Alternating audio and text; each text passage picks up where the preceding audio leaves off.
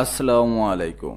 জানিয়ে দেব এই মুহূর্তে হাতে পাওয়া সর্বশেষ ভয়ঙ্কর কিছু আন্তর্জাতিক আপডেট বাংলা সংবাদ। শুরুতেই থাকছে সংবাদ শিরোনাম। শুরুতেই জানিয়ে দেব ইসরায়েলের ছোড়া প্রজেক্টাইল ধ্বংস করল ইরান। জানিয়ে দেব মার্কিন সহায়তা বন্ধে মৃত্যু ঝুঁকিতে 1,40,00,000-এরও বেশি মানুষ। এরপর রয়েছে ইসরায়েলের মৃত্যু সন্নিকটে, জানিয়েছে ইরানের জেনারেল।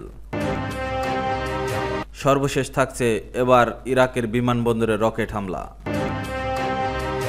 এতক্ষণ শুনছিলেন সংবাদ শিরোনাম, এবার বিস্তারিত। প্রিয় দর্শক, আপনি যদি এই চ্যানেলে নতুন হয়ে থাকেন, ভিডিওটি দেখতে দেখতে চ্যানেলটি সাবস্ক্রাইব করে আমাদের সাথেই থাকুন। ইসরায়েলের ছোড়া প্রজেক্টাইল ধ্বংস করল ইরান। ইসরায়েলের ছোড়া প্রজেক্টাইল ধ্বংস করেছে ইরান। দেশটির সেনাবাহিনীর আকাশ প্রতিরক্ষার মাধ্যমে এসবের মোকাবেলা করেছে। এসব অভিযানের ভিডিও প্রকাশ করা হয়েছে। মঙ্গলবার 1 জুলাই মেহের নিউজ এজেন্সির এক প্রতিবেদনে তথ্য জানানো হয়েছে। প্রতিবেদনে বলা হয়েছে, ইরানি সেনাবাহিনীর বিমান প্রতিরক্ষা ইউনিট সফলভাবে ইসরায়েলের ছোড়া ড্রোন ধ্বংস করেছে।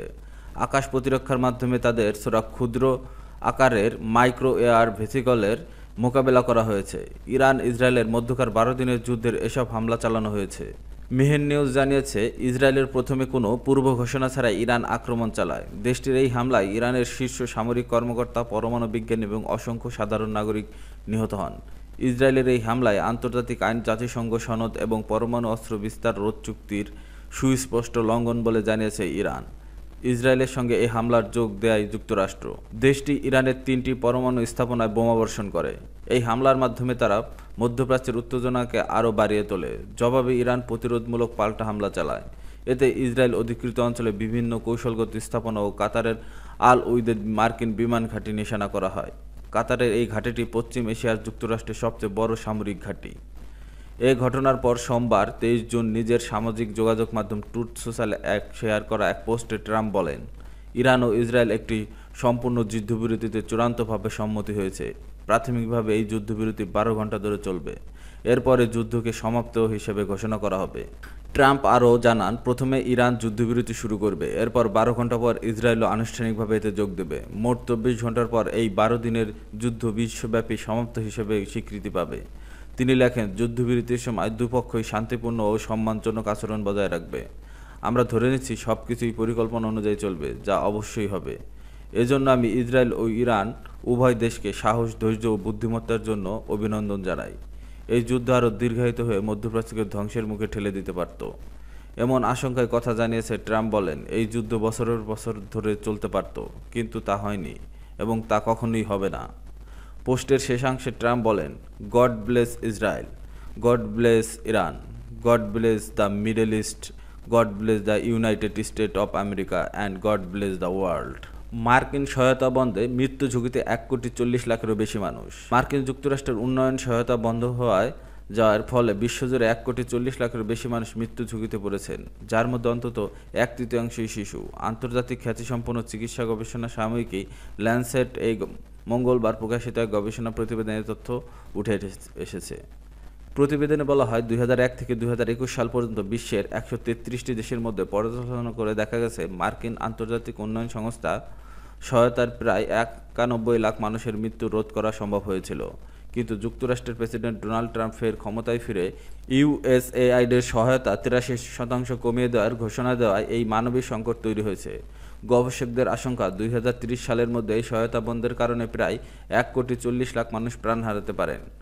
গবেষণার প্রধান লেখক দাভিদ রাসেলা জানান, বার্সেলোনা ইনস্টিটিউট ফর গ্লোবাল হেলথের গবেষক জানান, এই সহায়তা বন্ধের প্রভাব শুধু স্বাস্থ্য খাতে নয়, এটি সমাজে মহামারীর বিস্তার থেকে শুরু করে সংঘাত পর্যন্ত তৈরি করতে পারে। গবেষণায় আরও দেখা গেছে, যেখানে ইউএসএআইডির প্রকল্প চালু ছিল, সেখানে এইচআইভি এইডসজনিত মৃত্যুর হার 65% কম ছিল। ম্যালেরিয়া অন্যান্য সংক্রামক রোগে মৃত্যুর উল্লেখযোগ্যভাবে হ্রাস পেয়েছিল। গবেষণার আরেক লেখক জেমস ম্যাসিনকো বলেন, প্রতি বছর একজন মার্কিন নাগরিক গড়ে মাত্র $64 ইউএসএআইডির অনুদান দিয়ে থাকেন। এই ছোট অনুদানগুলোরই বিশ্বজুড়ে কত বড় প্রভাব পড়তে পারে জানালে অনেকেই হয়তো তার সক্রিয়ভাবে এই সহায়তা চালিয়ে যেতে চাইতেন। বিশ্বব্যাপী মানবিক সংকটের সময়, যেমন দুর্ভিক্ষ, সংক্রামক রোগের বিস্তার বা যুদ্ধ, এসব মোকাবিলায় ইউএসএআইডির বরাবরই গুরুত্বপূর্ণ ভূমিকা পালন করে আসছিল। কিন্তু হঠাৎ করে এই তহবিল বন্ধ হয়ে যাওয়ায় সবচেয়ে বেশি বিপদে পড়েছে নিম্ন ও মধ্য আয়ের দেশগুলো। বিশ্লেষকদের মতে মানবিক সংকট মোকাবেলায় এই ধরনের আন্তর্জাতিক সহায়তা বন্ধ হলে এর প্রভাব শুধু স্বাস্থ্য নয়, সামগ্রিক উন্নয়ন ও স্থিতিশীলতার ক্ষেত্রে মারাত্মক হতে পারে। ইসরায়েলের মৃত্যু সন্নিকটে, জানিয়েছে ইরানি জেনারেল। ইরানের শীর্ষ সেনা কর্মকর্তা মেজর জেনারেল ইয়াহিয়া রহিম সাফাভি হুঁশিয়ারি উচ্চারণ করে বলেছে, জায়ানিস্ট শাসকগোষ্ঠী ও নেতানিয়াহুর পতন এখন সময়ের ব্যাপার মাত্র। তিনি আরও বলেন, শত্রুদের আরেকটি ভুল গোটা অঞ্চলে তাদের স্বার্থ ও ঘাঁটিগুলোকে চরম বিপদের মুখে ফেলবে। তেহরান ভিত্তিক আধা সরকারি বার্তা সংস্থা তাসনিম নিউজ জানিয়েছে, সোমবার তেহরানের ইসরায়েলি হামলায় নিহত ইরানের সশস্ত্র বাহিনীর chief of staff lieutenant general Mohammad Hossein বাকেরির স্মরণসভার বক্তব্য রাখতে গিয়ে সাফাভি এই মন্তব্য করেন। তিনি বলেন, বড় শয়তান যুক্তরাষ্ট্র এবং ছোট শয়তান ইসরায়েলের ইরানের বিরুদ্ধে সাম্প্রতিক আগ্রাসনের মাধ্যমে তাদের কোনো লক্ষ্যই অর্জন করতে পারেনি, বরং এই হামলার মাধ্যমে জয়নিস্টদের মৃত্যুর চক্র আরও ত্বরান্বিত হয়েছে বলে দাবি করেন তিনি। সাফাভি জানান, শত্রুর অনুরোধেই সাময়িক যুদ্ধবিরতি কার্যকর হয়েছে, কিন্তু ইরান এখন শত্রুদের স্বার্থ, ঘাঁটি ও বাহিনী সম্পর্কে পর্যাপ্ত তথ্য রাখে। তিনি বলেন, ইরানের ইসলামী বিপ্লবী গার্ড বাহিনীর শক্তি শুধু মধ্যপ্রাচ্য নয়, এর বাইরেও বিস্তৃত। আমাদের টার্গেট ডাটা ব্যাংকে শত্রুর সব ঘাঁটি ও স্বার্থ চিহ্নিত আছে এবং হাজার হাজার ক্ষেপণাস্ত্র সেই লক্ষ্যে প্রস্তুত। তিনি আরও বলেন, যদি শত্রুরা আবার কোনো ভুল করে বা হিসাব মেলাতে ব্যর্থ হয়, তাহলে ইরান আবারও ভয়াবহভাবে প্রতিক্রিয়া জানাবে। উল্লেখ্য, গত 13 জুন ইসরায়েল কোনো উস্কানি ছাড়াই ইরানের পরমাণু, সামরিক এবং আবাসিক স্থাপনায় ভয়াবহ বিমান হামলা চালায়। এতে 930 জনের বেশি মানুষ নিহত হন, যাদের মধ্যে ছিল শীর্ষ সেনা কর্মকর্তা, পরমাণু বিজ্ঞানী ও সাধারণ বেসামরিক নাগরিক। এরপর ইরান অপারেশন ট্রুথ প্রমিস 3 নামে পাল্টা হামলা শুরু করে। ইসলামী বিপ্লবী গার্ড বাহিনীর মহাকাশ বিভাগ ইসরায়েলি অধিকৃত অঞ্চলে 22 দফায় ক্ষেপণাস্ত্র হামলা চালায়, যার ফলে বহু শহরে ব্যাপক ক্ষয়ক্ষতি হয়। অবশেষে 24 জুন কার্যকর হওয়া একটি যুদ্ধবিরতির মাধ্যমে সংঘর্ষ সাময়িকভাবে বন্ধ করা হয়। এবার ইরাকের বিমানবন্দরে রকেট হামলা চালানো হয়েছে। দেশটির উত্তরাঞ্চলে কিরকুক বিমানবন্দরে এই হামলা হয়েছে, এতে একাধিক লোক আহত হয়েছেন।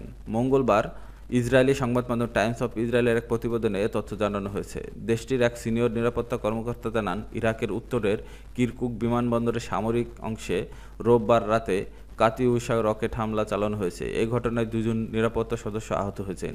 একই সময় আরও একটি রকেট শহরের একটি বাসায় আঘাত এনেছে। নাম প্রকাশ না করার শর্তে এক জ্যেষ্ঠ নিরাপত্তা কর্মকর্তা বলেন, কিরকুক বিমানবন্দরের সামরিক অংশে 2টি কাতিউশা রকেট আঘাত এনেছে। এতে 2 জন নিরাপত্তাকর্মী সামান্য আহত হয়েছে।